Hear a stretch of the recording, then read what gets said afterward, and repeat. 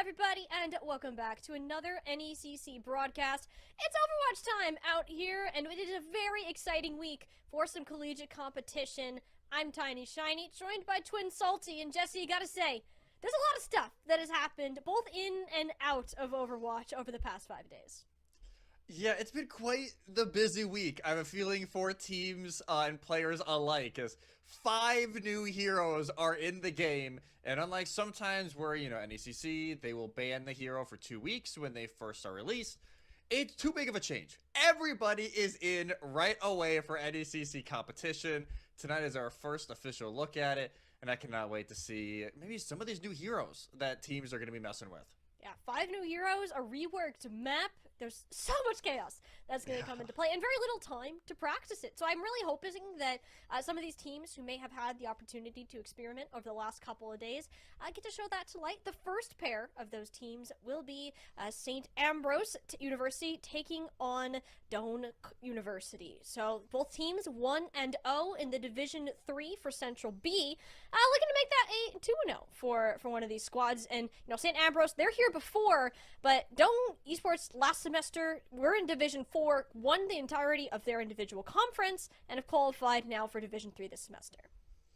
Yeah, you can tell Doane are hungry. Get promoted up from Division 4 after a big Map 7 win in that final for their conference. And St. Ambrose, like you said, maybe looking for a little bit of revenge. They were 1 map away from making the final in that one, but they fell to Purdue and eventually got 3rd place in their conference. So 2 teams similar but different in what they want to prove this season. Obviously, we got a long ways to go until we get to playoffs, but you want to get these early wins, kind of build it up, especially when nobody really knows what this meta is going to be. Like, everyone has a feeling, oh, Vendetta Zarya is still pretty good, which they're not wrong, but I have a feeling a lot of these new heroes still have a lot to be messed with, as where else to test it out but the one and only Lijiang Tower. I was going to say, new heroes, all this fun new stuff. Nah, same old map picks. That's just how it is. And, I think adding some level of familiarity is good, but it already shows that these new heroes are having an impact. Jetpack Cat,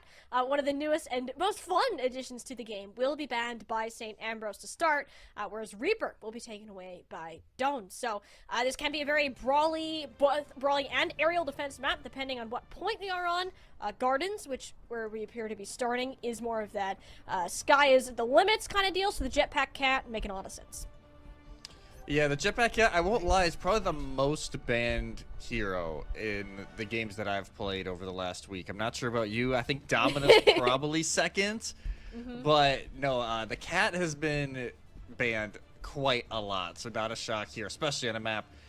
You can pretty much send them off anywhere.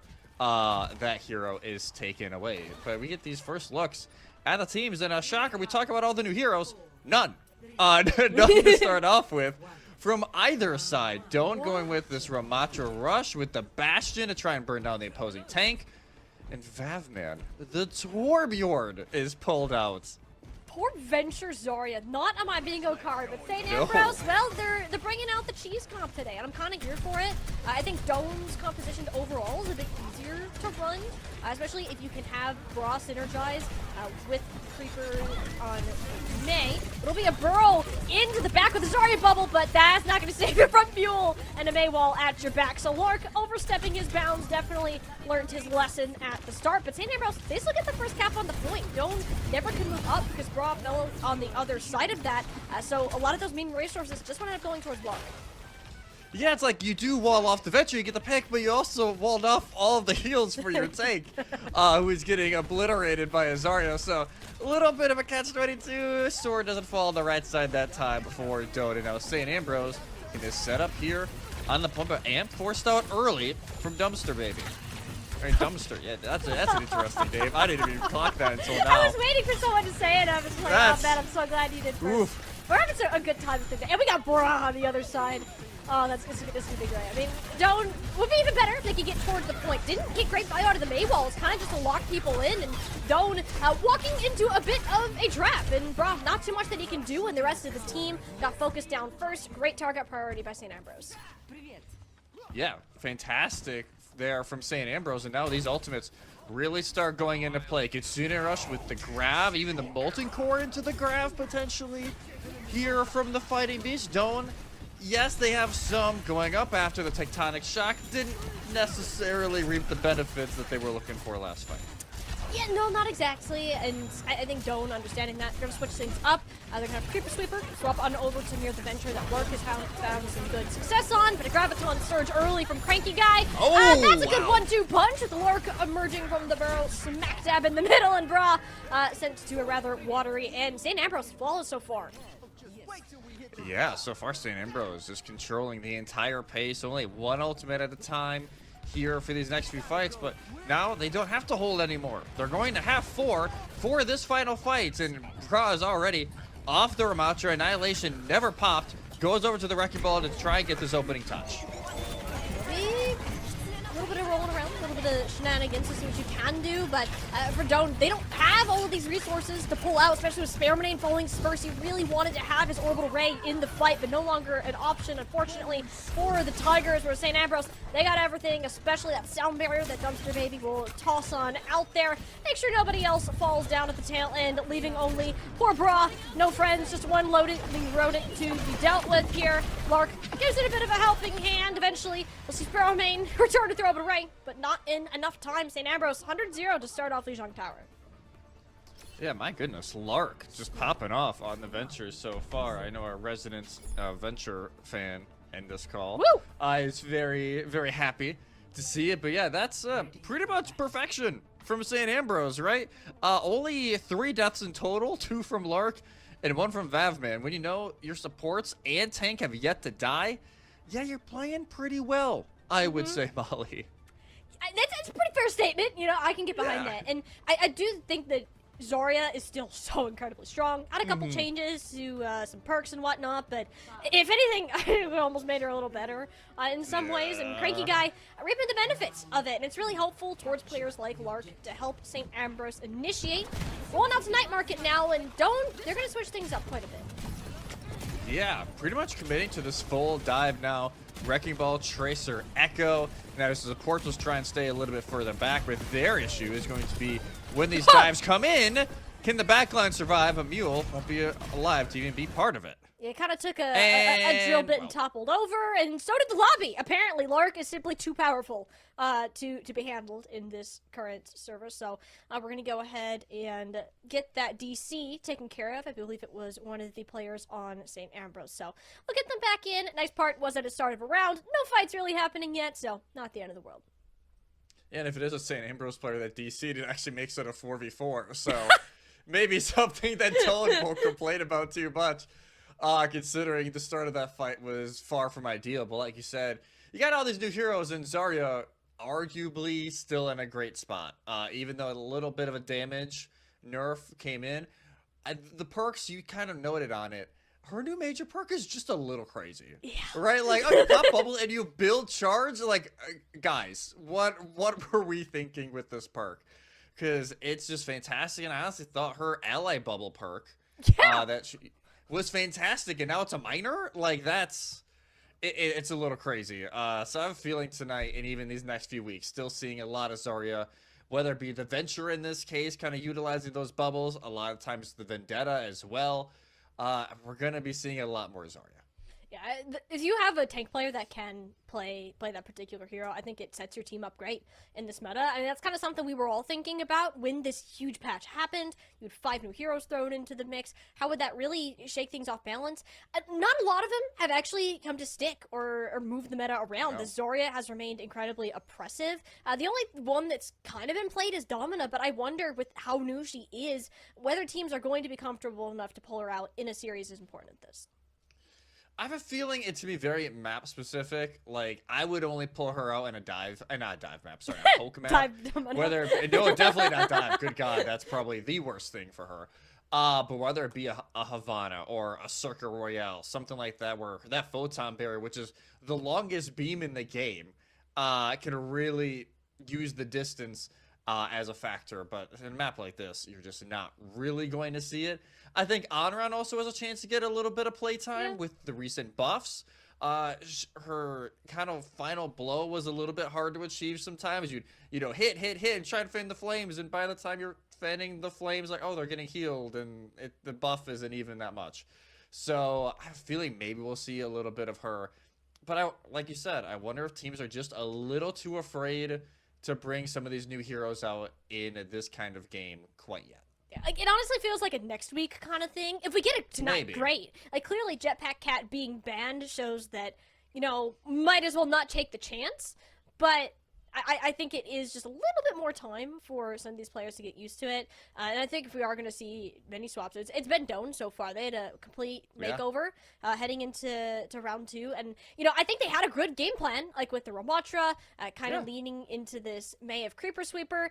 They just never really got that set up. I feel like the Zarya is really just Lark with Zarya bubbles. It is running circles around them. So it's been difficult for them to keep up. And hopefully once we get back into lobby, we can see what the hamster comp is all about. Does look like we're having some player server issues. So we are currently working on getting that resolved. So appreciate you all bearing with us here. Yeah, we just saw a message. The player who DC'd has 200 players ahead of him just to get into the game. Popular and game apparently right this now. is not the only issue. This is not the only lobby having similar issues. I just got a text from an Alvernia player in D1 like, hey, we are having the same issues. Your stream is not. You guys are not the only ones. So, yeah, it looks like a little bit of issue on the game side, but there was a giant influx of players this week with the update. I wonder if the servers are still trying to recover a little bit with all of the new players or returning players coming in. But I do feel like, it's going to be maybe a little bit longer. But honestly, if you're Doane, you take the break because the first round, rough, to say the least. But you gotta think, use this time to game plan how to counteract the Zarya. I think the May early wasn't a bad idea per se, but I feel like you almost got to play at a faster pace than what the Zarya in the composition from St. Ambrose is going to allow.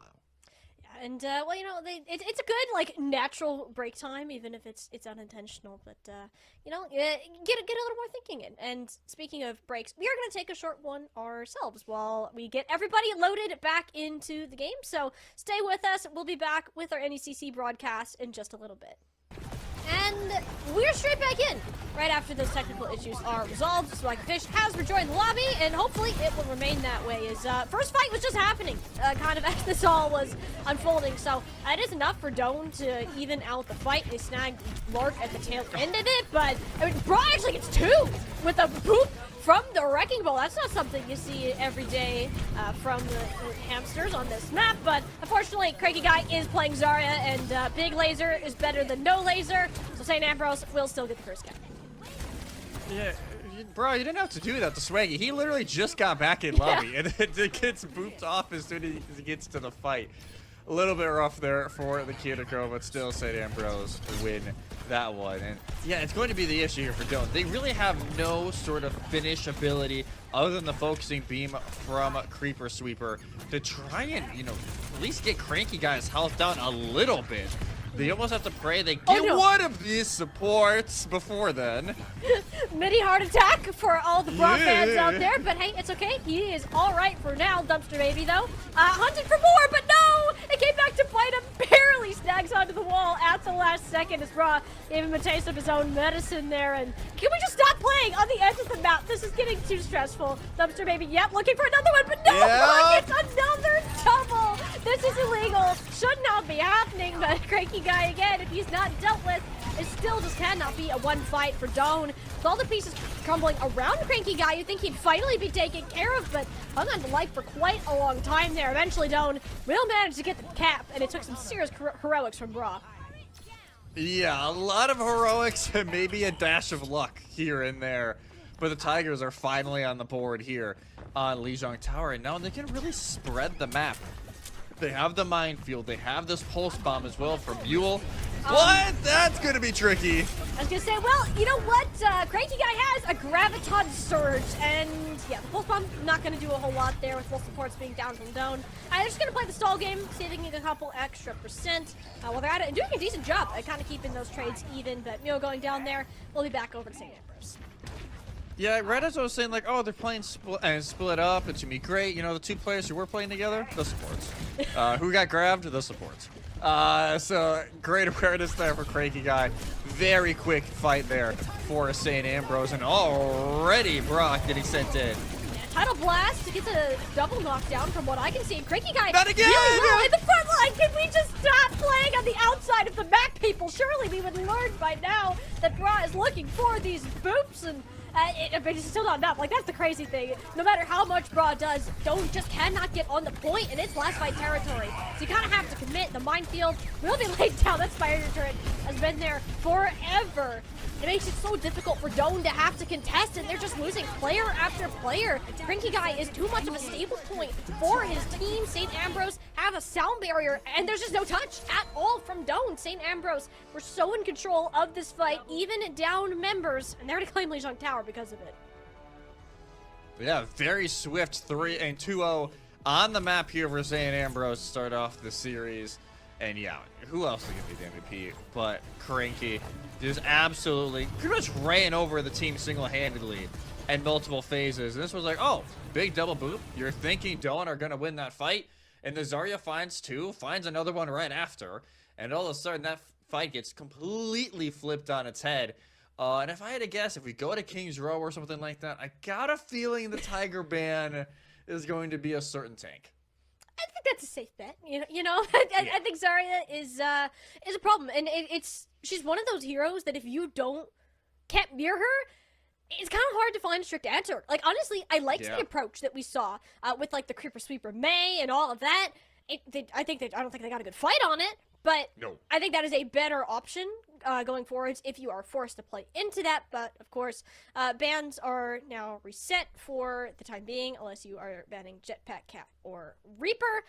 But I do gotta say, I think Doane are still kind of getting used to playing against this specific level of coordination. I think St. Ambrose were very methodical in the way that they were rotating and retreating accordingly, based on like those small little pushes that we saw on the angles from Doane University.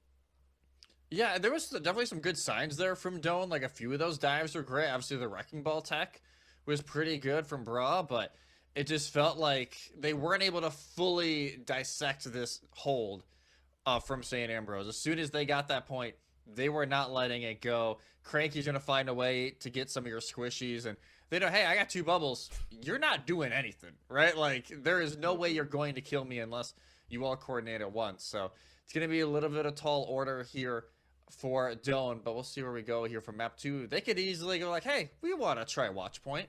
It's the new version of the map, and the Zarya really wouldn't work that well, so maybe that's a direction they can go without having to burn that Zarya ban so early.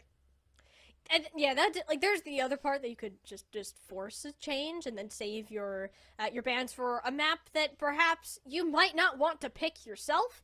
But at the same time, I think getting on the board here is just as important. I'd love to see more of a comfort pick from this Doane college team. I am interested, though, is it more like... I like the trying of the Wrecking Ball comp. I think those are going to be really hard into teams that are as coordinated as St. Ambrose. But if you want to play a map that might be a little bit more fitting for something like that, I think either of our flashpoints, even some of the push maps that are available are also good options. But it's collegiate, Jesse. I think that's why both of our minds just instantly went to King's Row. Like, we know what's going to happen. We just try to convince ourselves that it's not.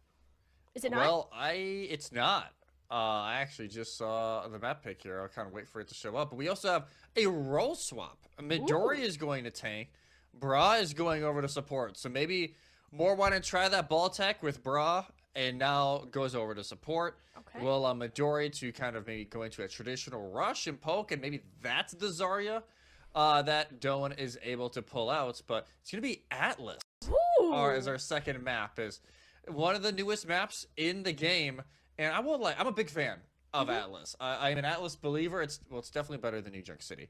But it's a great map. And yeah, there we go. The Zarya ban has been pulled out immediately from Doane, and Wuyang will be the answer from St. Ambrose. Yeah, so the Zarya, I think that makes sense. A map like Atlas, it is totally. still pretty close quarters. Any Flashpoint map will be like that, so not a burn of the Zarya ban, at least from now. I'm very interested to see what Midori is going to pull out. I think it's very rare that we see role swaps like this, especially as we climb towards these higher divisions, but Doane giving us a bit of taste of flexibility, perhaps, as we go into Atlas, which, as you said, new, but also a very infrequently picked map. Yeah, it's really not picked that often. A lot of times if you're going to pick Flashpoint, you're going to pick Suravasa. So maybe a little bit of a change here, and this is not what I thought we were going to see. We are teasing up a Junker Queen mirror. Whoa! Okay. The Zarya is gone, which is a big counter for Junker Queen, so I understand that. The Kiriko, yes, is in play. It helps your Junker Queen, but also counteracts the opposing Junker Queen. The only difference here is the DPS. Vavman and Lark, again, close quarters, both sides. It'll be the Venture Reaper for St. Ambrose. The Sombra Genji here for Doane. So more of like a brawly type variant for St. Ambrose, and sort of like a flanky dive angle for Doane, but the dive angles haven't gotten set up. Cranky Guy says, screw that, I'm running it down. Magic shouts into the entirety of the team, Midori and Sparrowmane, just get bowled over. So that's kind of the power that you're going to have with Vazman and Lark on the Reaper Adventure alongside Cranky Guy. They're like, oh, you're going to set up a flank? That means we got a 5v3? Cool. W key, team. And already swaps coming in. Venture will get matched by Creeper Sweeper and the Baptiste now for Sparrowmane. So trying to maybe not win as much with the speed, knowing they may not be as aggressive as St. Ambrose, but trying to keep that sustained for a counter punch. Yeah, you're more like gonna have to meet them head on. You're just not the ones doing the walking here. And St. Ambrose proving that might not be working out the way that Doane wants. Lark immediately finding his Venture counterpart, looking for more, unfortunately. Forgets how stairs work and can't quite get back up to the top. So St. Ambrose actually end up losing out on Vavman while this all happens. Makes it a little bit sloppier, but at the end of the day, Doane down significantly more in numbers. Yeah, it's just Mule. Gotta mulling it over on point. Like, how long can I stall this, even though it's not worth? Fight goes over to St. Ambrose. No ultimates even close for either team. If anything, it's actually Midori for Doane, who is the closest. But they gotta focus on getting a touch on this point. Probably going to be Creeper Sweeper underneath. There is a touch to come in, and Cranky Guy, not in the healthiest of places, has to back out, uses the rest of the speed from Dumpster Baby to regroup with his team on the objective, and Midori actually gets left on a bit of an island there on the high ground, 2-for-1, favoring St. Ambrose for the time being, but Cranky Guy looking to make those odds go into St. Ambrose's favor. That is exactly what will happen. Clean up in from Lark, and St. Ambrose picking up where they left off. Yeah, keeping that form from Lijiang Tower and a clean 100-0 for the first flashpoint of Atlas. And now going over to the second one, a few stragglers here for Doane. Kind of mating up with the rest of the team now. Lark's got to be a little careful here. You don't want to get knifed back into this. Yeah, you don't have any Zarya bubbles anymore, which makes it harder to cleanse the Rampage, which actually got everybody but Cranky Guy there. There's plenty of help to tank it up. Great play by Swaggy Fish, and the engage just going to keep going forwards. Cranky Guy now putting the Rampage forwards onto Midori. Those health bars of Doane are suffering right about now at the cost of the Fighting Bees. Points now unlocked, so everyone from St. Ambrose going to rotate over, let the rest retreat.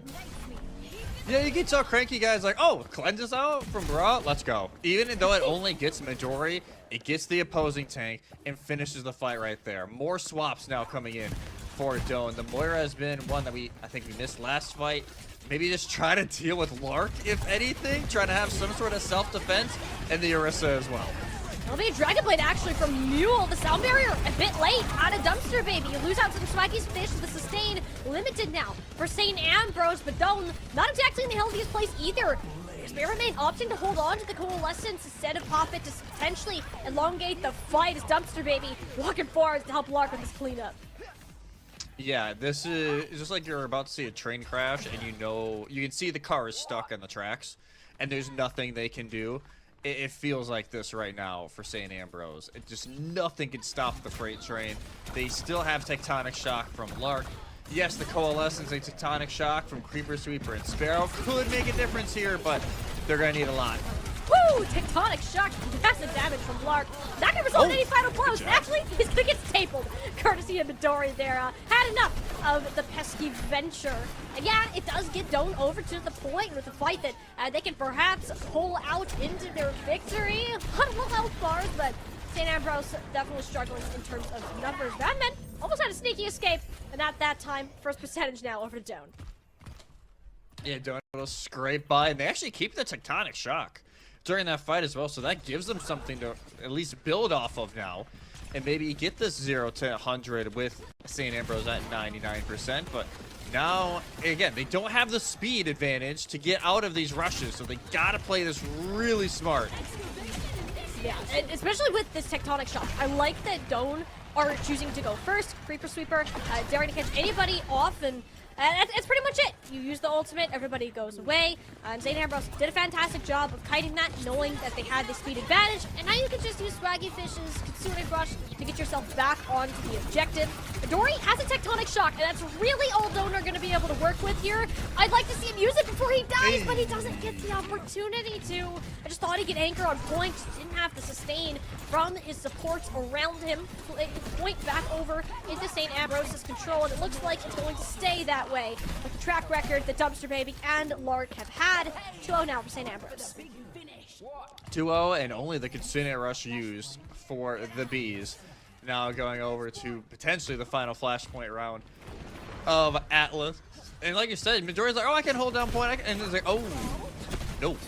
Not, maybe not as long as the tank was hoping. And Cranky, oh, you can tell he wants to go in, wants to catch the backline, but instead going to play this closer to point with the ult in hand. What a nice! Oh my god! That was fantastic. I mean, Cranky Guy does get a little stopped up on the Orisa. Midori wants to pull this out, but no, here we go. That is a massive risk for Doane to end up taking, especially knowing Dumpster Baby had that sound barrier online yet again. So St. Ambrose get the cleanup, and we'll have another first cap. Yeah, first cap goes over, and again, you take those just those solo ult trades. Honestly, if you're St. Ambrose, you find the one pick because they're always able to snowball the second, the third, the fourth right afterwards. And St. Ambrose, nothing they can do wrong right now. But both support ults and Blade here for the Tigers to try and get an early flip.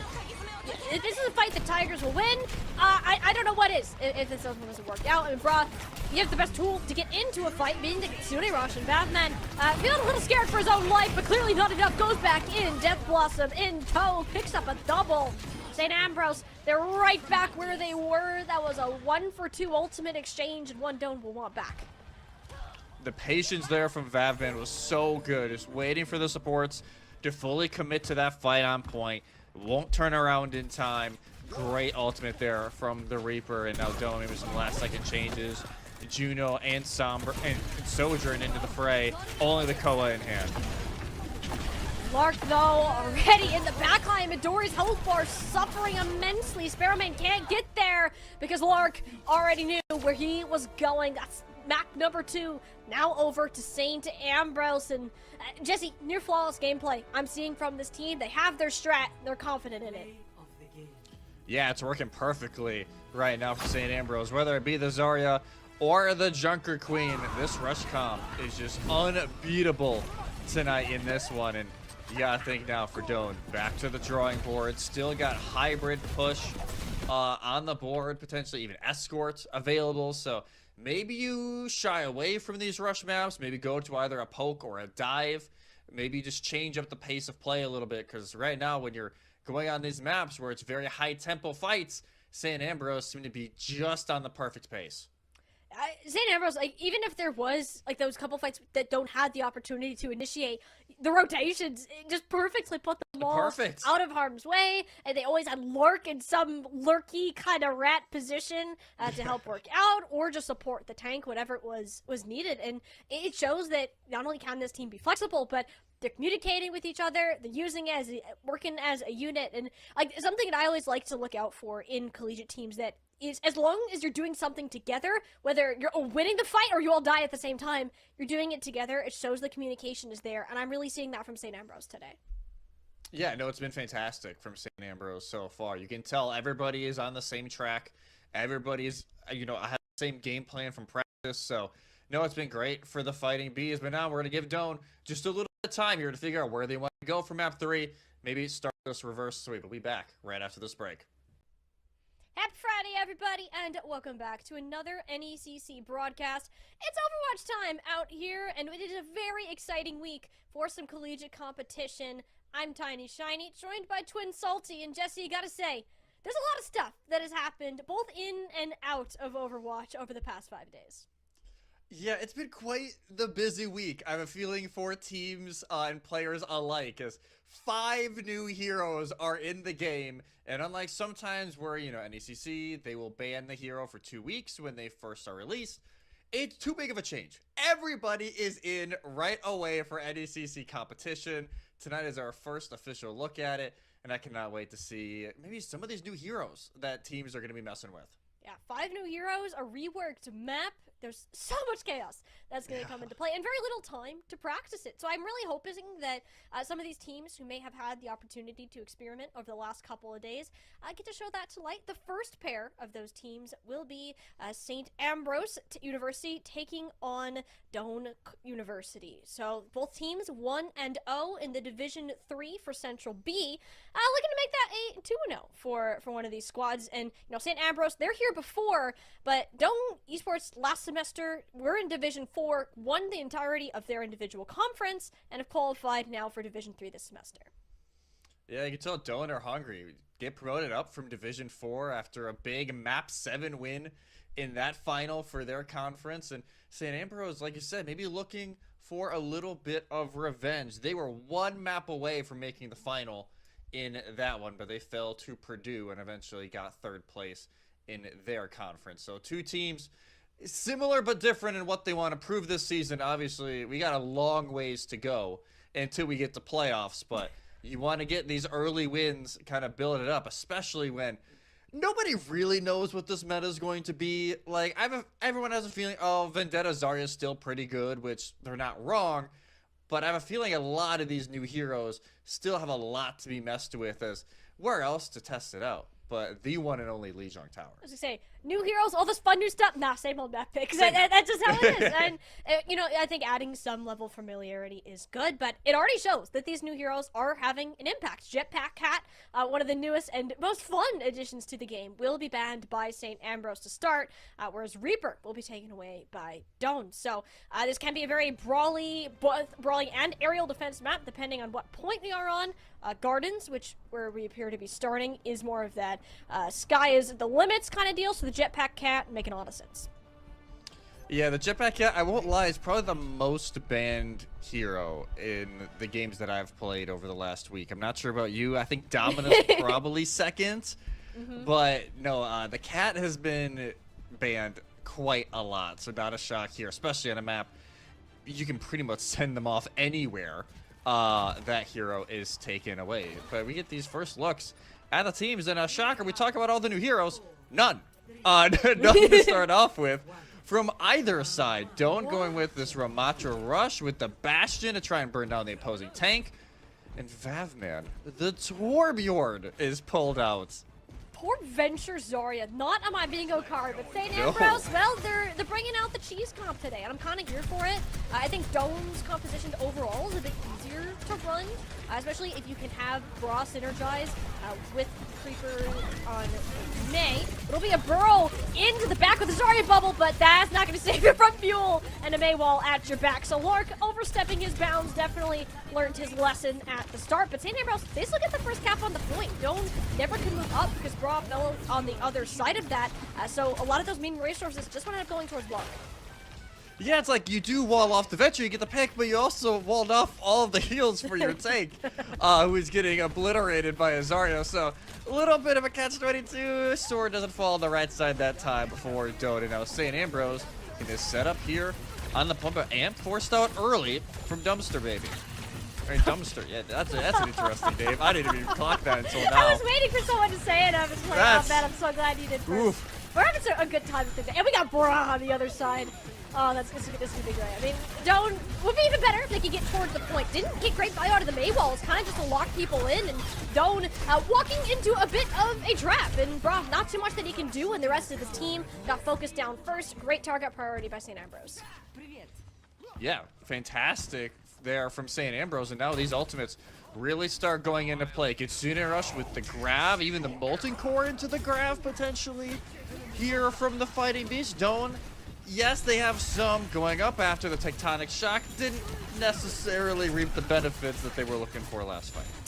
Yeah, no, not exactly, and I think Doane understanding that, they're gonna switch things up. They're gonna have Creeper Sweeper, swap on over to near the Venture that Lurk has found some good success on, but a Graviton Surge early from Cranky Guy. That's a good 1-2 punch with the Lurk emerging from the barrel, smack dab in the middle, and Bra sent to a rather watery end. St. Ambrose flawless so far. Yeah, so far St. Ambrose is controlling the entire pace, only one ultimate at a time here for these next few fights, but now they don't have to hold anymore. They're going to have 4 for this final fight, and Bra is already off the Ramatra. Annihilation never popped, goes over to the Wrecking Ball to try and get this opening touch. A little bit of rolling around, a little bit of shenanigans to see what you can do, but for Doane, they don't have all of these resources to pull out, especially with Spearmanane falling first. He really wanted to have his Orbital Ray in the fight, but no longer an option, unfortunately, for the Tigers, where St. Ambrose, they got everything, especially that sound barrier that Dumpster Baby will toss on out there. Make sure nobody else falls down at the tail end, leaving only poor Bra, no friends, just one loaded rodent to be dealt with here. Lark gives it a bit of a helping hand. Eventually, we'll see Spearmanane return to throw Orbital Ray, but not in enough time. St. Ambrose 100-0 to start off Lijiang Tower. Yeah, my goodness, Lark just popping off on the Ventures so far. I know our resident Venture fan in this call is very, very happy to see it. But yeah, that's pretty much perfection from St. Ambrose, right? Only 3 deaths in total, 2 from Lark and 1 from Vavman. When you know your supports and tank have yet to die, yeah, you're playing pretty well, I would say, Molly. That's a pretty fair statement. You know, I can get behind that. And I do think that Zarya is still so incredibly strong. Had a couple changes to some perks and whatnot, but if anything, it almost made her a little better in some ways. And Cranky Guy reaping the benefits of it. And it's really helpful towards players like Lark to help St. Ambrose initiate. Rolling out to Night Market now, and Doane, they're going to switch things up quite a bit. Yeah, pretty much committing to this full dive now. Wrecking Ball, Tracer, Echo. Now, as the support was trying to stay a little bit further back, but their issue is going to be when these dives come in, can the backline survive? A mule won't be alive to even be part of it. It kind of took a drill bit and toppled over, and so did the lobby. Apparently, Lark is simply too powerful to be handled in this current server. So we're going to go ahead and get that DC taken care of. I believe it was one of the players on St. Ambrose. So we'll get them back in. Nice part was at the start of a round. No fights really happening yet, so not the end of the world. Yeah, and if it is a St. Ambrose player that DC'd, it actually makes it a 4v4. So maybe something that Doane won't complain about too much. Considering the start of that fight was far from ideal. But like you said, you got all these new heroes, and Zarya arguably still in a great spot. Even though a little bit of a damage nerf came in, the perks, you kind of noted on it. Her new major perk is just a little crazy. Yeah. Right? Like, oh, you pop bubble and you build charge? Like, guys, what were we thinking with this perk? Because it's just fantastic, and I honestly thought her ally bubble perk was fantastic, and now it's a minor? Like, it's a little crazy. So I have a feeling tonight, and even these next few weeks, still seeing a lot of Zarya, whether it be the Venture in this case, kind of utilizing those bubbles, a lot of times the Vendetta as well. We're going to be seeing a lot more Zarya. Yeah, if you have a tank player that can play that particular hero, I think it sets your team up great in this meta. I mean, that's kind of something we were all thinking about when this huge patch happened. You had 5 new heroes thrown into the mix. How would that really shake things off balance? Not a lot of them have actually come to stick or move the meta around. The Zarya has remained incredibly oppressive. The only one that's kind of been played is Domina, but I wonder with how new she is, whether teams are going to be comfortable enough to pull her out in a series as important as this. I have a feeling it to be very map specific. Like, I would only pull her out in a dive, not a dive map, sorry, a poke map. No, definitely not dive. Good God, that's probably the worst thing for her. But whether it be a Havana or a Circuit Royale, something like that, where that photon barrier, which is the longest beam in the game, can really use the distance as a factor. But in a map like this, you're just not really going to see it. I think Onron also has a chance to get a little bit of playtime with the recent buffs. her kind of final blow was a little bit hard to achieve sometimes. You'd, hit, and try to fan the flames, and by the time you're fanning the flames, like, oh, they're getting healed, and the buff isn't even that much. So I'm feeling maybe we'll see a little bit of her. But like you said, I wonder if teams are just a little too afraid to bring some of these new heroes out in this kind of game quite yet. Like, it honestly feels like a next week kind of thing. If we get it tonight, Maybe. Great. Like, clearly Jetpack Cat being banned shows that, might as well not take the chance. But I think it is just a little bit more time for some of these players to get used to it. And I think if we are going to see many swaps, it's been Doane so far. They had a complete makeover heading into round 2. And, I think they had a good game plan, like with the Ramatra, kind of leaning into this May of Creeper Sweeper. They just never really got that set up. I feel like the Zarya is really just Lark with Zarya bubbles is running circles around them. So it's been difficult for them to keep up. And hopefully once we get back into lobby, we can see what the hamster comp is all about. Does look like we're having some player server issues. So we are currently working on getting that resolved. So appreciate you all bearing with us here. Yeah, we just saw a message. The player who DC'd has 200 players ahead of him just to get into the game. And apparently this is not the only issue. This is not the only lobby having similar issues. I just got a text from an Alvernia player in D1 like, hey, we are having the same issues. Your stream is not. You guys are not the only ones. So, yeah, it looks like a little bit of issue on the game side, but there was a giant influx of players this week with the update. I wonder if the servers are still trying to recover a little bit with all of the new players or returning players coming in. But I do feel like, it's going to be maybe a little bit longer. But honestly, if you're Doane, you take the break because the first round, rough, to say the least. But you wonder, think, use this time to game plan how to counteract this Zarya. I think the May early wasn't a bad idea per se, but I feel like you almost got to play at a faster pace than what the Zarya in the composition from St. Ambrose is going to allow. Yeah, and it's a good natural break time, even if it's unintentional. But get a little more thinking in. And speaking of breaks, we are going to take a short one ourselves while we get everybody loaded back into the game. So stay with us. We'll be back with our NECC broadcast in just a little bit.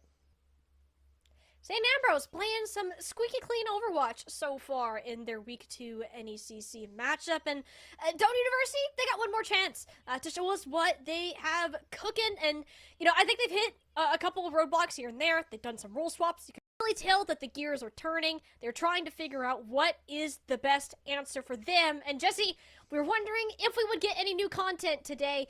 Most of us thought it would be the heroes, but in fact, it will be the new reworked Watchpoint Gibraltar for map number 3. Yes, so a slight rework in trying to, I think they were trying to make the defense less oppressive was something that I saw. I don't know if it had the effect. I'm just going to be honest. Some of the changes are a little odd. It does allow you to get high ground easier, but it's also a very easy chokehold for the defense to hold on some of these narrow bridges. But we'll get into it once we get into the map. It's actually the Sigma that gets banned from Doane. So maybe trying to block out the potential for poke, trying to force the opposition into a full dive. On the other side, it will be the Kiriko that is taken away. And we do have a new hero sighting potentially. I'm not going to say it too much because they are on attack. So, well, there is but regardless, one on defense. Lark has brought out the Emery. Heck yeah, Lark! Want to make a debut appearance for one of our newest DPSers. And I was kind of, this is, of all the heroes, not the one I think we expected. Did get a little fall-off range buff today, actually. So I think he might be a bit more playable on parts of this map. But I am curious, because that's kind of been the venture guy for St. Ambrose thus far. And hit scan, pretty far opposite of that. Yeah, just a little bit opposite of what it would normally be. And yeah, boo, we wanted the cat. So we at least got one new hero in this one. Yeah, first official game here on the NECC broadcast with the new one. And Lark already trying to chuck some nades down there, putting some pressure down early. Yeah, it's pretty much all you do with him, right? You have this massive damage output. Like, even there, the nade, look how low that left all of those players. That was a 3-man nade chucked in by Swaggy Fish that Lark just exploded everybody with it.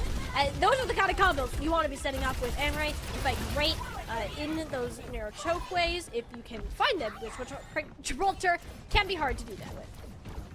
Yeah, St. Ambrose are pretty much treating this like poke, just with Cranky kind of being the one that can either counter dive or finish off some members from Doane on the point, because you got these bio-nades thrown in from Swaggy Fish. Obviously, the Emery and Tor both having a lot of poke, but first pick, at least in this fun, goes to Doane. Yeah, but it is immediately traded out for Creeper Sweeper. Couldn't quite get out of the way of Cranky Guy in time once they flew at him. So both teams even. Does favor Doane a little bit more. Until that happens, they will still have a player disadvantage once Batman returns to the fight. And Cranky Guy staying on the low ground for just a tad bit too long there. Well, almost too long. Just got enough healing from Dumpster Baby and Swaggy Fish. So they're going to go ahead and chill. Bra jumps up again. Instantly naded, and he's back down. Yeah, it's like kind of just like, oh, I go up and I go down, trying to see if I can find an opening pick or force St. Ambrose to drop. Eventually, that will go through, and Lark kinds of get left behind, barely saved, but Cranky now can go. Yeah, got a nano, but that's not too much. Actually collides with Creeper Sweeper. I'm not entirely sure if that's intentional or he just hit a 180 and happened to find the Echo midway. But Brock getting a significant amount of value out of the Diva. That's both supports actually dealt with. Uses the self-destruct to get a remake and a chunk of damage out of Cranky Guy. So he's going to go ahead and leave. This payload's been hitting around pretty fast. Doane putting good priority into that, and it gives them a very high likelihood of closing out this fight here. Mule especially getting the pick onto Vavman. It's difficult for St. Ambrose to get set up. Once they lost their footing, and Mule wants to kind of keep that pushing. Get these couple extra meters. That's two. Slice in half. Looking for a third triple kill now for the Genji. That's exactly what we want to see out of Doane University. And it seems like they are right back in the series. Yeah, Doane shows some life here on watch point. This is a little bit of the new. You can see Genji was just walking up to high ground. No need to have some sort of movement ability or go all the way to that right side stairwell. You can just walk on up. This ship now is a little bit diagonal, creates some interesting angles if you want to shoot out of the ship. But Lark very early ult. Yeah, not really finding all of that much. It's just kind of poke, and it's difficult to weave around the defense matrix. I was going to say, if you can manage to live, I'd call that a win, but he doesn't do that. So, we'll say it's 50-50 for the time being, because that is what it is. Doane being down Sparrow main, though, bagged Rager chunk of healing. He kind of wanted that nano boost to keep the push going on the high ground, especially with Dumpster Baby popping the rally.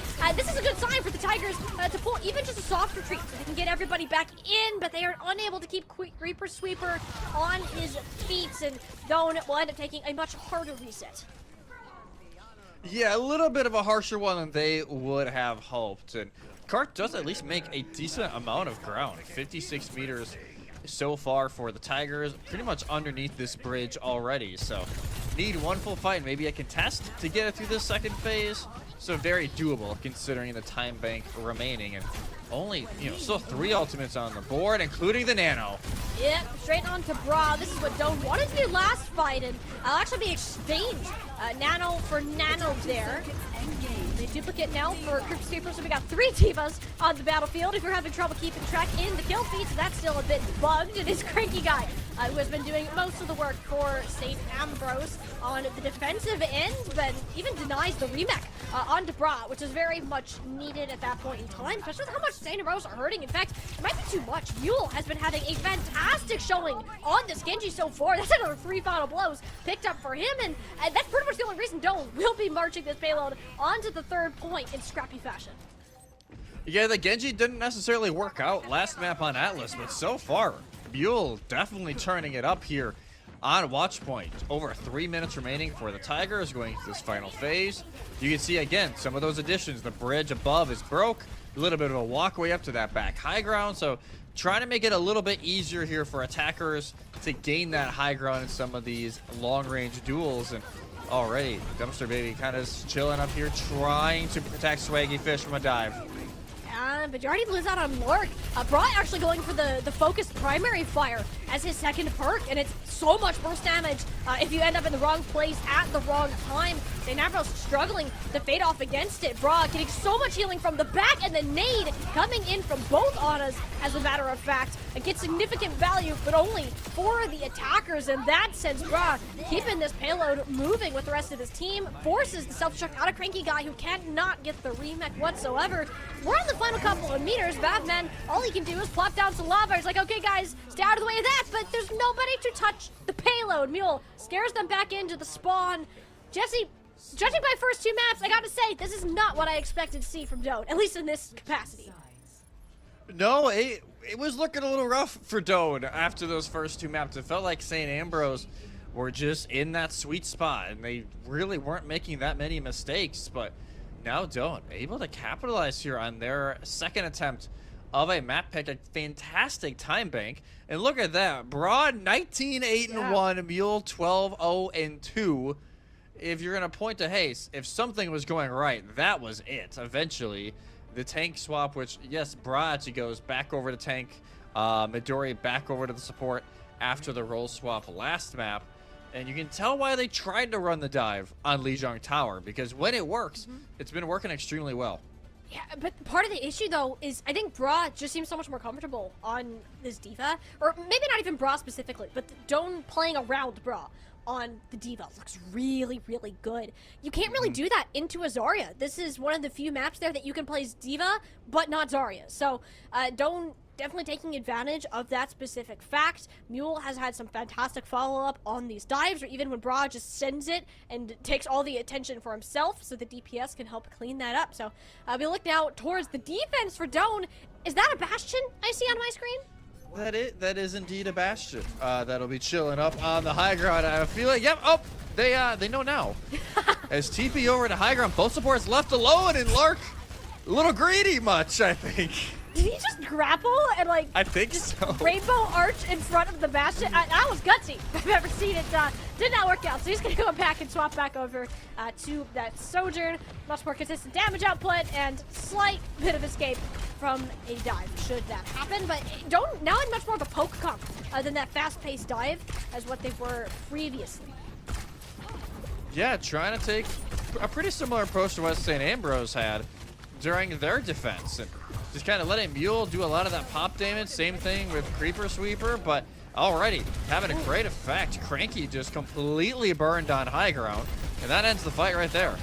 Yeah, it's difficult for Cranky, I think, to approach this high ground. I mean, there's just not many players who can easily get up there with him unless they are physically escorted to the objective, and it's hard with how rangy Creeper Sweeper and Mule are. So turning the focus over to the payload is making a lot more sense.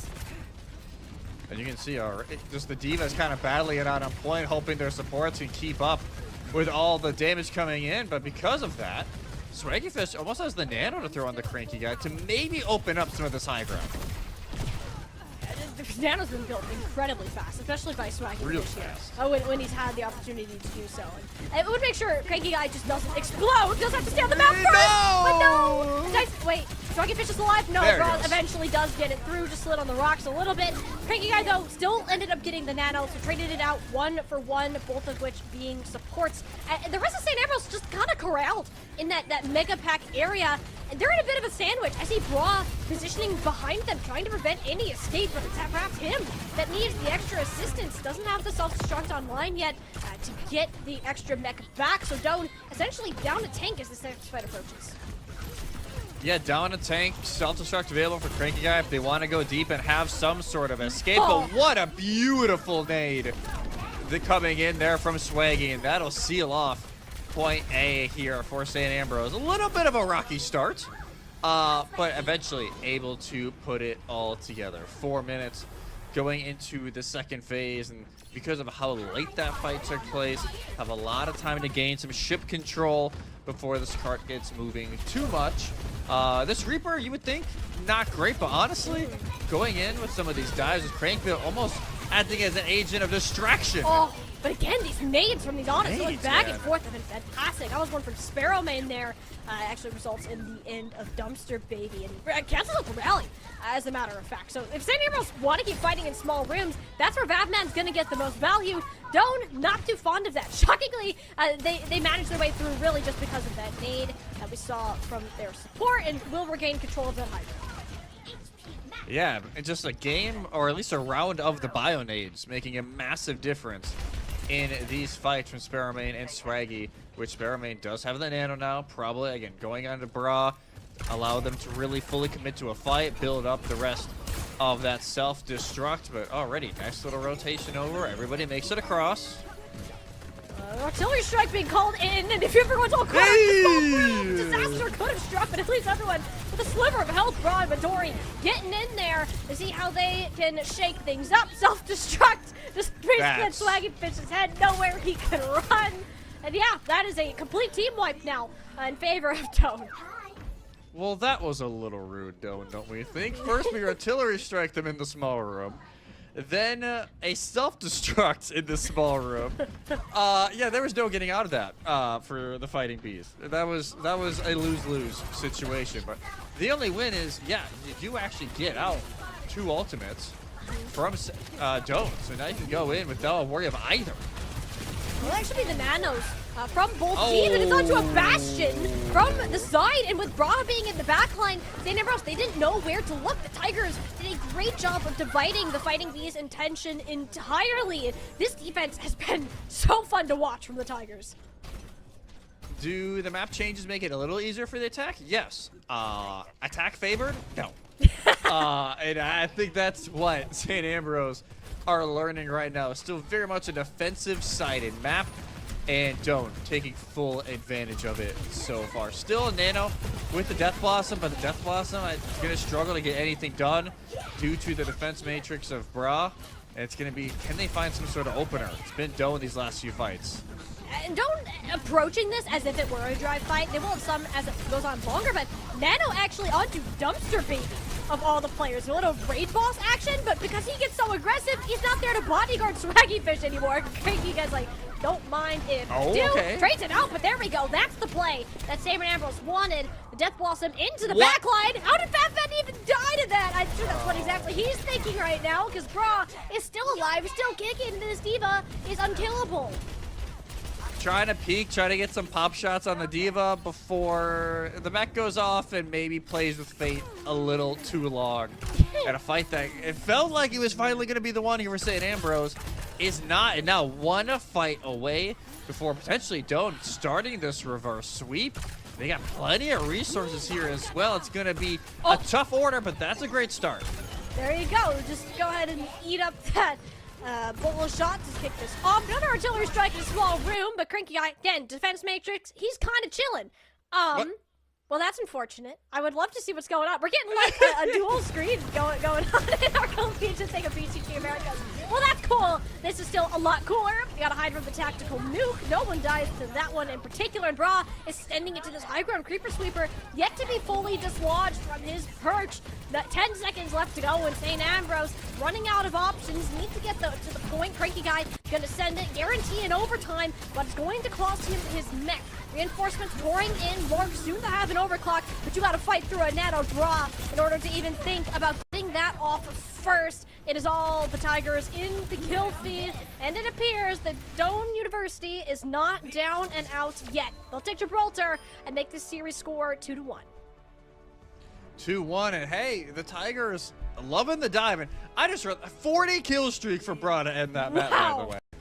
That is ridiculous from the Diva of Doane. You can tell why they've been wanting to run the dive, why they tried to do it over on Lijiang Tower. Knew they couldn't because the Zarya was in play, and it would have shredded the Diva to pieces. But here on Watch Point, it is just perfection from the Tigers. They avoid a sweep, but now, yes, that map power and that first ban goes over to the other side of St. Ambrose. I got a hunch we only got, what, push and escort left. So escort, yeah, you can see some dive. If it's push, it's going to be really hard to find any sort of dive.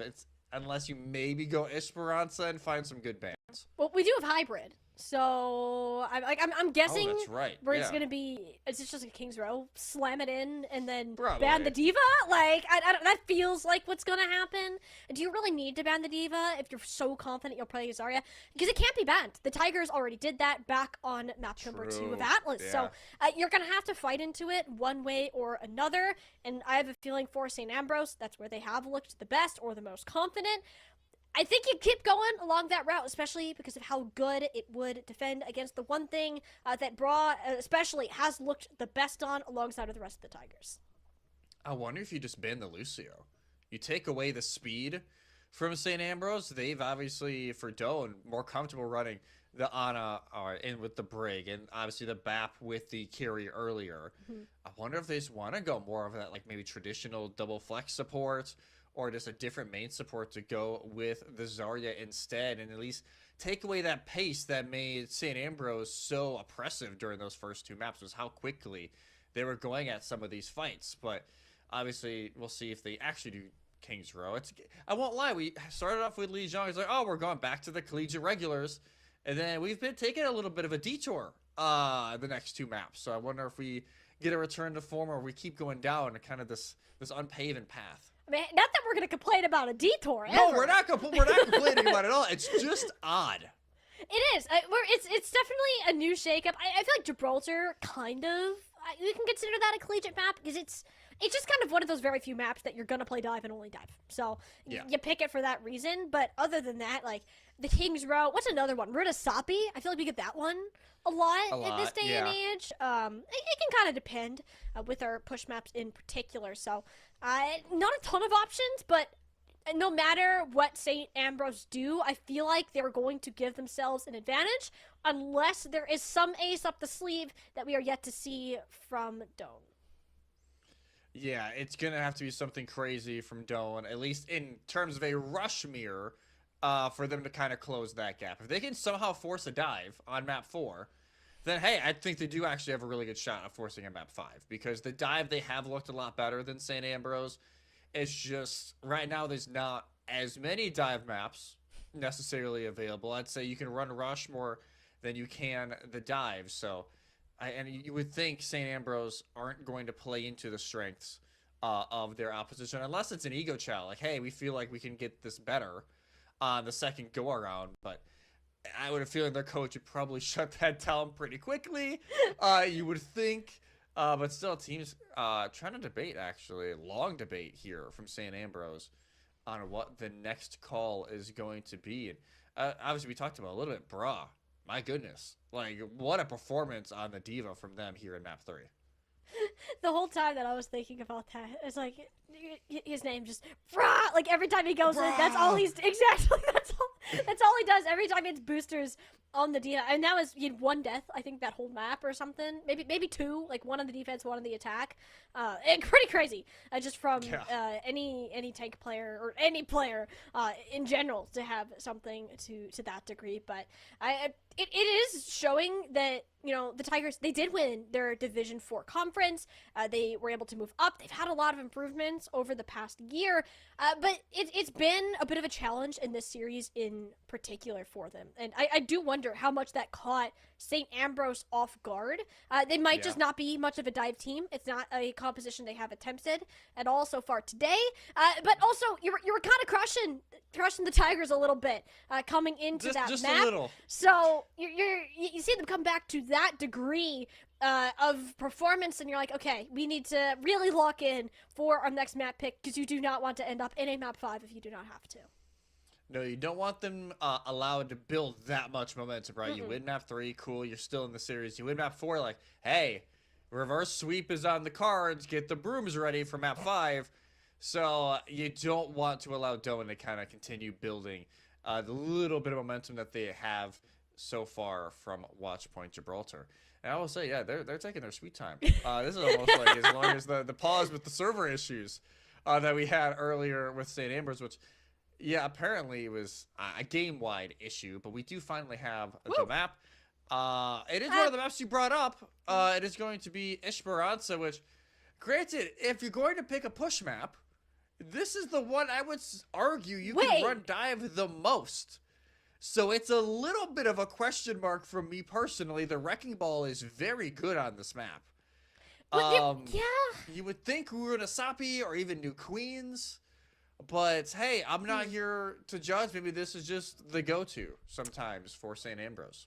Yeah, this is one of the few that I think it could be a little bit easier for the dive, but I also think you just ban either the Diva or the Wrecking Ball. So it will be the ball, and I think that is the smarter of the two options, because this tells me you're gonna play Zarya, and you don't really want to play Diva into Zarya unless you are super confident in something. I do like the Venture Bend, though, from Doane. Yeah. Even though it's something they've played themselves, I think it takes a lot of power away from the Zarya bubbles and the impact that that can have. We could have a Vendetta with it, but if we haven't seen it yet, I cannot imagine we're going to see it come in now. So, St. Ambrose now looking to end the series here as Doane looking to keep themselves afloat in a not-so-divey kind of map. We don't really know what's going to happen, in short. Bra is still on the tank, though. We don't have any more role swapping going on after the Atlas experiment. Yeah, no more role swaps. Bra's like, oh, guys, we want to map with this. Let's just keep it. Do not mess with it at all. Yeah, Lark, who was on the Venture a lot, is at least for now teasing the Vendetta, but with no Zarya to match. Krake's actually teasing the return of the Junker Queen that brought them the win over on Atlas. So yes, returning to a comp and a hero that won them the game, a map earlier, but not necessarily the one that we were expecting to see. And on the other side, Doane, it's an interesting comp. Dive-ish, but again, kind of with some poke elements with the Bastion and the Cassidy. The Bastion could honestly give Craigie guys some issues if they're not dragged into the fight with one of these Jagged Blades. St. Ambrose, they need to close the gap, because Doane, their composition does so much better if they can play far away. Broad just needs to be an appropriate amount of punching bag for the rest of the team to kind of zone off Cranky guys. He said it's going to be so hard for him to approach either Creeper Sweeper or even just Sparrow Madonna on this Junker Queen pick. Another knife. He's been landing these like crazy. Could have ended poorly, but Mule did manage to get around the wall in time. I think the one thing that Doane are going to struggle with is when they have to contest the point, or if your Ana just goes too close to a Junker Queen, and Cranky guy will hit those knives. Do not test him, as we just saw. And yeah, all right. And St. Ambrose picking right where they left off with more of these brawl-style takes. Yeah, the brawl is still strong with St. Ambrose. Yeah, a little bit of a slower cooldown to get that fight going, but all they were waiting for is for one blade to hit, pull in a squishy, and it is arguably the best one you could have grabbed with Sparrow Main. So much heal is gone, and the Tigers fall from there. And because the card actually started moving plenty before that, Tick is almost achieved and will be here in less than 2 minutes. A massive advantage for St. Ambrose during the rest of this map, and they will continue now to build on it here in the second phase. Like, I'm not gonna hit the panic button yet. I think this is a map that you can turn decently well, but you need to start getting your foot in there soon if you are Doane. Susan was already out just from seeing Lark jump up to the high ground there. Good anti-nade. Ending in, yes, they do actually end up finishing him off 1-for-1 though in the back. That pick onto Swaggy Fish, much more important. Bra, if he can get in there and find the space on this Diva, he's gonna get some work done, and in that, I mean a triple kill. Oh, so yeah, Bra's Diva has been unreal. It's just, yeah, a lot of today it's been countered out with a Zarya on the other side, but you can tell the Tigers like, oh, they're not running the Zarya? All right. We can just run the Diva still. That's completely fine. Still, obviously, a lot to come back from here, though. Another great knife, but the shield bash away from Midoriya. You just get on out of that. Swaggy Fish, though, does have a great close the gap tool. Deadeye, though, out from Mule. Neither of the supports were able to respect that. I have no idea how that Dumpster Baby got caught out so far. A fight that Ambrose Esports should have easily been able to take was completely ended because Mule was not marked properly in the backline. Yeah, that was an interesting one there. Mule kind of holds it like, hey, I know I got a Junker Queen in my face. That's all right. Both supports gone. Neither of those ultimates able to get propped and popped by Dumpster Baby or Swaggy Fish. And now we felt like, oh, this maybe map is already slipping away. All of a sudden, Tick is almost here for the Tigers. Yeah, but I mean, they still don't have Swaggy Fish. Like, Broad just can't be getting away with that. Yes, this time he does kind of just int by himself and has to use his self-destruct, but for that kind of pick, you take it, and it's forward spawns gained, and an Ajax! Dumpster Baby loses the Saltbeard! What can't Bra do at this point? He is putting the team in his backpack. Really, it's Doane saying, all right, Bra, go in, we'll try to survive the dive, you get the work done. Yeah, Bra is just popping off. Like, the second half of this series, it feels like it's been a different player for Doane, and one of the big reasons they're still in this, they will get lead here with just over 6 minutes to go, but now already the Kitsune rush to find an answer. Yeah, there goes Creeper Sweeper. Little that you can do as a low mobility Bastion to get out of the way of that, so if the rest of Doane can get out, I'd say that's pretty best case scenario, especially since your Bastion will get forward spawns and you could regroup over by the bridge. Yeah, you already gained forward spawn. You don't need to be greedy with it, so gives it back over to St. Ambrose for them to try and build this lead back. Both ultimates here for St. Ambrose DPS ready to go, and both support ultimates for Doane ready to answer. Could be a little bit of counter watch. That's one way to put it. But yeah, it will be the nano again onto Bra. Not much value to be gained out of the backline, but Batman immediately stunned out of his own Death Blossom. Fantastic counterplay from Midorian, the support ult that you were talking about. The Doane Tigers were able to get so much value out of. Now you're trying to get Swaggy Fish and Dumpster Baby out. Swaggy Fish will not be able to say that for him. Dumpster Baby with the speed is able to get out, but Swaggy does get far spawn. So yes, you have the Swift Step to get a little closer, but still it'll force St. Ambrose to play this a little bit slower, and this bot will regain the forward spawns here for the Tigers. Moving on ahead and extending that lead just a tad bit further. It doesn't want to last long. It doesn't have to. Another nade to start it off, but Lark, that's two sliced in half, and he's going to keep looking for more, but Bra's still alive, basically full health, so he'll have to opt to turn and see if there's anything he can do to stop the Diva, and the answer is no. Not really, so even more progress gained, and that seems to be the trigger for Cranky Guy to go to the Zarya. He's like, all right, you've had enough fun with the Diva. Hard counter returns for St. Ambrose, and honestly, I'm kind of shocked it took this long. I understand you want to ride the hot hand, but at some point, something's got to give, and you got to play against it. Deadeye early, trying to make some space, doesn't find much. Oh, a Cranky, what? That shouldn't have happened. I'm sorry, this is a Diva playing into a Zarya. How is he getting run over? I mean, honestly, I think a large part of that was Creeper Sweeper. The Zara, just gets melted if he stays there, and I don't think the bubbles were enough, Jesse.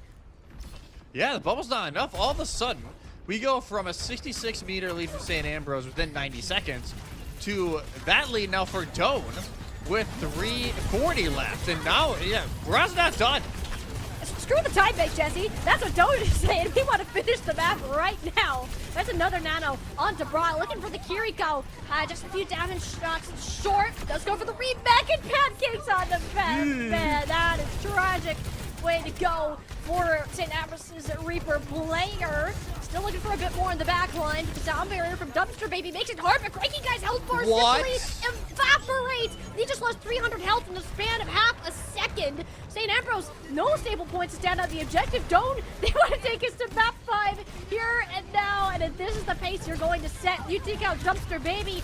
That is exactly the path we are looking at. Bra is a monster on this Diva, and he is showing Doane that, hey, if we can play this, it's good. St. Ambrose, you should have banned it because you're finding yourselves in a map 5. Unreal here from Doane. After Flashpoint, they looked down and out. It looked like a St. Ambrose sweep. And all of a sudden, we are now going to map 5 here in Division 3. Doane completely flip around this map, completely flip around the series, even though Cranky had some great plays once again here on the Junker Queen. It was not enough, and it just somehow Doane do not know how to quit, and they just keep fighting back, keep finding answers to this pretty hard attack from St. Ambrose. The pace they play at typically is so quick, you have to make a lot of split-second decisions, and the Tigers are starting to make them. They're starting to find those few little countermeasures, and it's leaving the fight ABs a little bit, questioning themselves of how they want to move forward, because they go from, hey, maybe a little bit of a quick 3-0 to now fighting for their life here in map 5. This is the most one-sided series I've seen, and I mean this. It's either A tale of two one-sided for one halves. team or the other. Like, This is so. I don't think there's been a crazy. single point that I can say this game has been close, and we're at 2-2. So take that as you will. It's been either the Tigers can manage a way to pull all these fights vastly in their favor, or they're getting steamrolled, and there is absolutely no in between. And you said it, Jesse. The momentum, you really didn't want the Tigers to have that behind them.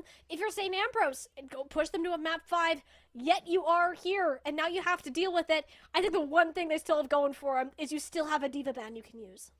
Yes, you still have the diva ban available, which, yeah, they're going to need it. And they're going to need it very harshly because it is going to be hybrid for our last pick. Usually it's map 2, right? Like, it's usually a very early map pick in this series, but instead, it's going to be our final map of the night, which, you know, the bing, bing, bing idea would be Kings Row. We've been saying it all night, but they won't pick it.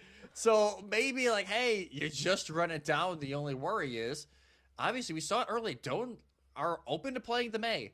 It is one of her best maps. So it's a lot of very close corridors and very closed-in choke points. So even if they can't run the Diva, maybe they run the May to continue bringing some issues here to the front line of St. Ambrose. But yeah, I won't lie. Like, you and I talked after the break, after map 2, we're like, yeah, this is a little rough right now. It's looking a little one-sided, and now it's completely flipped on its head. I cannot believe how wrong we were. I was We were literally so thinking wrong. that as that map ended, I'm like, did we just like reverse caster curse this? Like, what little just bit. happened? So we're not gonna complain. We're here for some good Overwatch, and if that means going to a game 5, totally here for it. I'm gonna kick this back in. Kings Row, I honestly am starting to think of that more as a risk. Even if you ban the Diva, I feel like the Bastion pick has been working out really well. Very true. Yule has really stepped it up since the start of the series, too. And May Bastion together, that's going to pretty much any brawl tank not have a fantastic time if you can't directly match that Heroes, which we haven't really seen from St. Ambrose thus far. Could they have it? Sure, but I think without a doubt, whatever you do, you cannot allow to play Brawl to play this Diva, No. like, ever. No. You can't do that. Just take it away. Like, I understand the ball ban last map. It's a phenomenal ball map, and we saw Brawl play it earlier and actually play it pretty well. So I totally understand why the ball ban came into play. But yeah, it leaves that open now. Hey, you can still ban the Diva. You have to. We do have the map and the bands ready to go here. Is our, I don't want to say a plead, but our pretty heavy guess of Kings Row the correct one? We'll find out here in just a moment. But yeah, what a series this has turned into for week 2. And drum roll. No! Our It's, red I Diva. don't agree with this, Molly. I'm going to be very honest. Oh no. Oh no. St. Amber's got to have something. I mean, it's got to be something, and there please have better be something a in Diva mind. on my screen when we look at these bands. Okay, Yep, we did yep, that. yep, We're okay. good. That makes sense.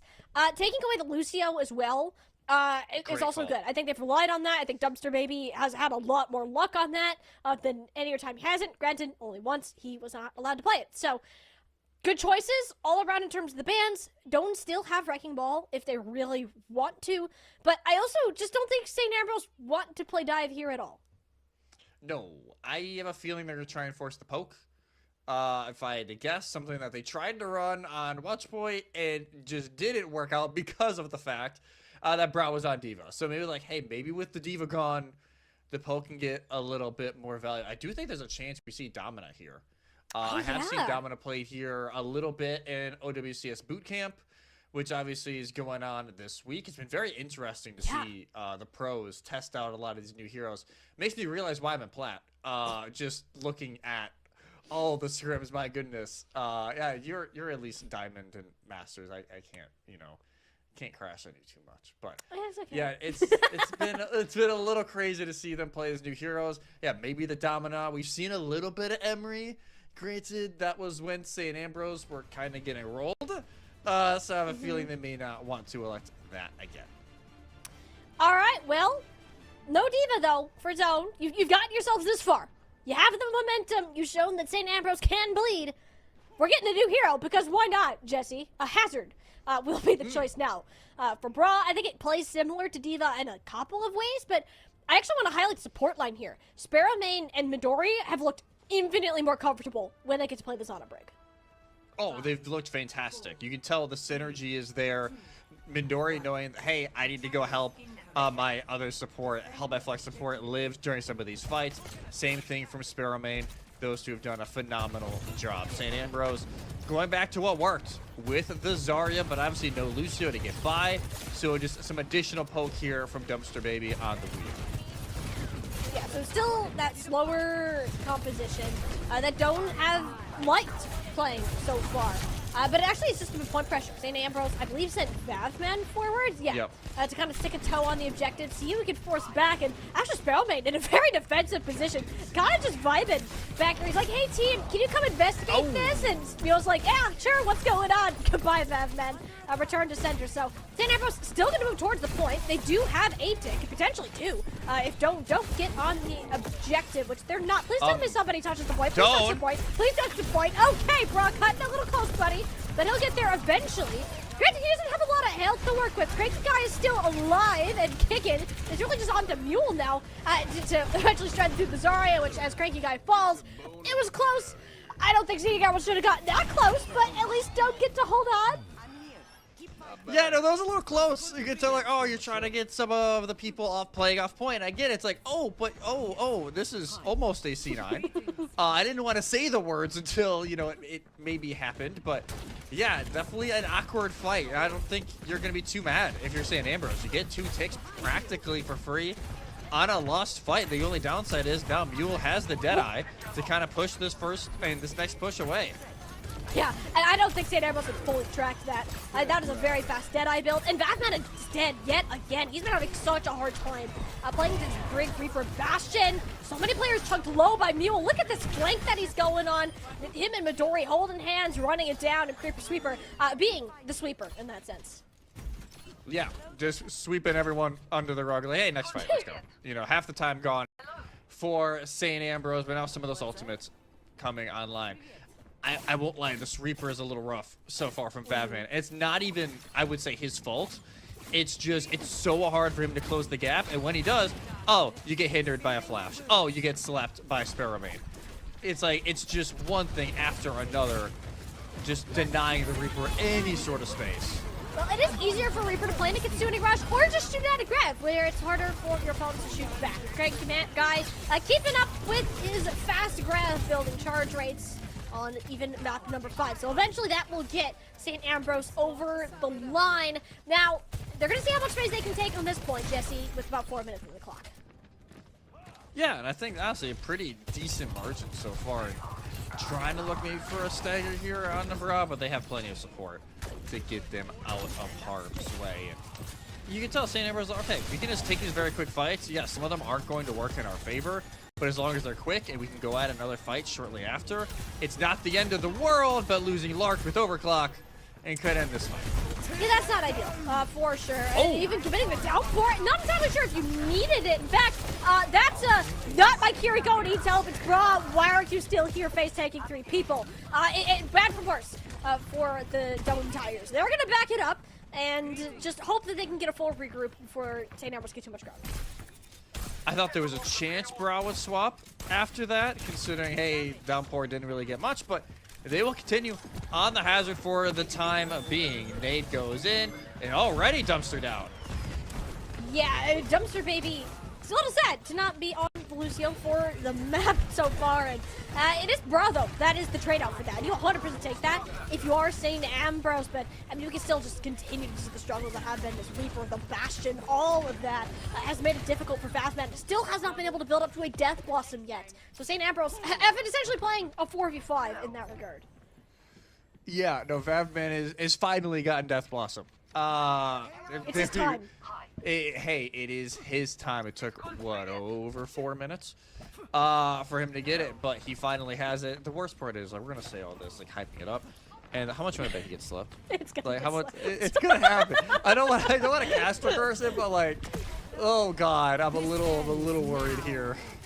Well, I mean, it will be the overclock first, so maybe Lark can get the sleep dart out before Vavman True. sets up on an angle, but I don't know. I didn't hear a sleep dart, so that's a later problem. Although Mule does get caught out on the fadeaway. There is the sleep dart, and there's the death blow man. She's dead. Well, good attempt, man. You gave your best shot. The good news is Cranky Guy has a lot of charge because of that, and he's on the high ground. So you did your team a service by just being a bubble battery for your Zarya. Point will be capped yet again for St. Ambrose. About 3 minutes left to go.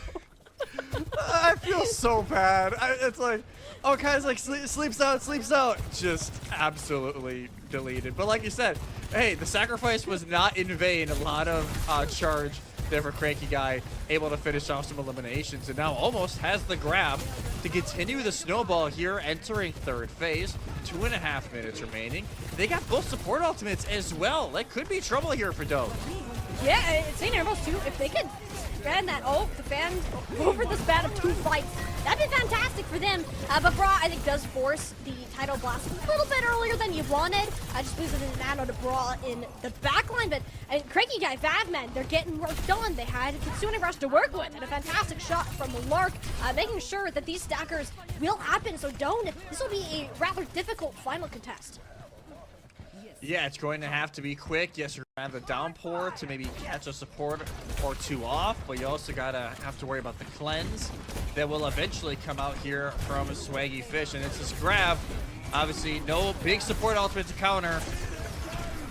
Now there's the downpour, but Suzu, Wraithfire, and Bubbles. Yeah, that's how you need it. To grab on the other hand, you press a button, you throw it out of wall, and it grabs onto 2 that actually only managed to get Creeper Sweeper for the time being. Doane on their last leg of their own defense, and that leg too shall break. Courtesy of Cranky Guy gets a nice cheeky 4-piece at the end. With 1:26 to go, St. Ambrose seem to have found their mojo yet again back on the Zarya comp. Yeah, when in doubt, just pop the bubbles and let the rest of your team do the work. And yes, St. Ambrose, great time bank going into OT. Mule leading the way so far, at least for Doane. Actually, lobby wide, even though on the losing side right now, 16 to 2 and 4. Look how even that is. 10, 15, 13, 12, 9. Poor Valve is actually last in eliminations on his team and with lowest 9. in damage. And lowest in Poor damage. guy. Poor guy. That's when you know he's doing a great service, though. the counter watch is strong in this game, I will say, against the Reaper. But again, it's enough of a distraction. It's enough of charge for Cranky Guy to build in a lot of it. It's usually the other way around, right? You pop the bubble onto your DPS so they can go and get those eliminations. This time around, it's just go in, you might die, but I'm going to get the charge. We need to win the fight, so it's okay. Don't worry.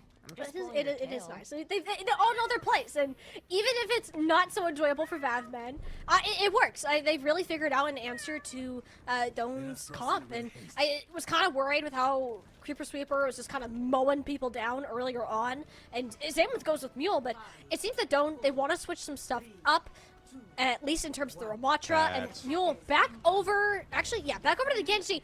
Will actually be a jetpack cat. I was waiting until the doors opened, but it seems we're going to see it after all. Yeah, you know, I already see it. Lifeline just dragging Bra around. They're just going to try and send them over to point. What the world is happening right now? They get natural high ground, but the issue is, can the rest of your team cross? Well, St. Ambrose entirely backed up once they saw the tank being brought to the high ground. So a great play from Sparrownade just to know what space is available. And they're going to taxi it again. Oh my God! This time with the Nemesis form. Dumpster maybe's like, yeah, I'm not sticking around to find out what happens there. St. Ambrose, they pulled a reverse rotate, but this is more when the problem is. They're like, wait, the rest of the team doesn't have a tank. We can kind of just walk at them or just turn on Bra, who is currently in the middle of our entire team. So eventually St. Ambrose, they saw through the shenanigans, but Doane definitely caught them off guard for a second. Oh! Yeah, it almost worked. Batman. Sparrowmane tried to taxi Midori away, but not able to. Bra will make the change over to the Winston, back over to this traditional dive, and I have a feeling, yes, the Jetpack Cat has retired for this one. But I did like the idea of trying to gain that high ground. It's just, when you go to that back high ground, like you said, it gives St. Ambrose a 5v3 onto your squishies. It's not going to end out well both of the time.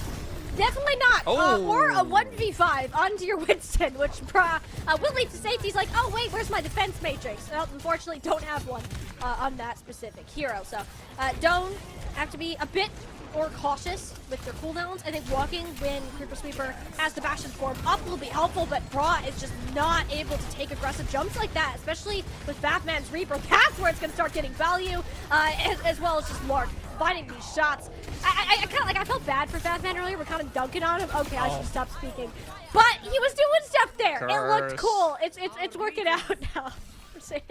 I'll say already having a better half than he did on the first round. It wasn't even his fault, man. It's not even his fault. It's just a little bit of a comp diff initially. But hey, working out. Great damage. And honestly, it's going to force Baran to play really passive, because if you jump into the wrong spot and you get welcomed with Hellfire shotguns, it's not a very warm welcome, to say the least. No, that's quite the opposite, in fact. I was kind of wondering if they'd use the Kitsune Rush or wait for a Nano, but considering they're locked in a grab and dead, they're just going to wait for next fight. I think that sounds safe. That was a decent expansion from St. Ambrose, and probably their Wombo combo now down. So Doane, they'll take it. Yeah, they'll take it, but still 3 ultimates to deal with. Yeah. On the other side, you can still just see this Tidal Blast maybe going into Vavman, knock everybody down, then pop the Death Blossom. Overclock from Lark to force everybody away, and some changes continue for Doane. Creeper Sweeper now onto the Venture, full dive, which just can work if you close the gap, but Lark, this is heaven to him. He's having a blast this game, I can tell you that much. And so is the Overclock to be able to pull out here. Will be the Nano onto Raw, with more makes will be on him for Mule. But you take that, it catches Lark completely off guard. No opportunity to get a shot off, even with the Overclock. So great plays so far, but losing out on the support, that's going to hurt Doane in the long run. Mule not wanting to pull the blade, sub 50 HP. Completely understandable as Vab continues to fry with his classic Reaper that we've been seeing. Don't need to reset fast. There's 23 seconds left on this clock, and if you're going to stick around like they are, you need to be able to commit. Losing Creeper Sweeper, this just gets all the much better for St. Ambrose. Yeah, you can tell everybody trying to get out now, but it still leaves Midori in an awkward spot. Brian tries to go in to save. They get punished because of it, and Mule kind of standing with a blade, but nobody to swing at. Nope. Look at there as Doane. They made it interesting. They got it this far. It was great, but at the end of the day, St. Ambrose realized Diva and Bra are Thanos. We take that away, and we can once again play the game that we know. St. Ambrose, they're going to take week 2 in map 5. My goodness, they deny the reverse sweep from Doane. I will say, can we get this in playoffs? Just run it back a few months down the road. Which is what an entertaining game this one was. And yeah, that was that Wombo combo. Oh, Kitsune rushes out and Grav. Yeah, that's just, it's done. I will say, you can definitely tell what Doane's comfort pick is. It's a lot of this Diva dive. Teams are definitely going to have to look out for it. If you don't play around it, try and use the Diva band wisely. You're going to see what happened in map 3 and map 4, where they just pretty much rolled St. Ambrose on both of those maps. But once the Diva was taken away, St. Ambrose settled down, and they're able to salvage this series in a 3-2. Yes, the St. Ambrose, they got their bearings together at the end. And again, one of the most one-sided 5-map series that I have seen in a minute. So, again, shout out to our Division 3 teams for really delivering the entertaining gameplay for tonight. They really showed us all that they have. And again, being only week 2 of the semester so far, pretty exciting stuff still lies ahead for both of them. Yeah, I can't wait to see it, both of these teams continue on past this, especially once these new heroes in the game maybe get fleshed out a little bit more. We saw a little bit of Jetpack Cat. I think the longer we kind of are in this patch, we're going to see more set plays like that. Because who would have thought, like, oh yeah, we can just run a ram to opposing high ground. The other team will have to turn around. It was just maybe a step too far in the process, maybe for Doane, maybe too many cooks in the kitchen that time, but we're going to see more plays like that throughout the rest of this season with these new heroes. But yeah, I got to say, both teams have a reason to kind of celebrate. Both teams maybe some notes going into the rest of the weekend as well. But overall, it's St. Ambrose who end up with the win. Yeah, they'll take it for today. Now 2-0 in their season, leaving Doane University at 1-1. And that's going to do it all for us on the Division 3 side of things for tonight. We still have one more matchup coming up at 10 p.m. Eastern or 7 p.m. Pacific. Nailed it. For our two teams, it will be Grand Canyon University taking on Northern Arizona University in Division 2. So we'll see you back in about 30 minutes as we get that set up and ready to go. More NECC Overwatch still to come tonight.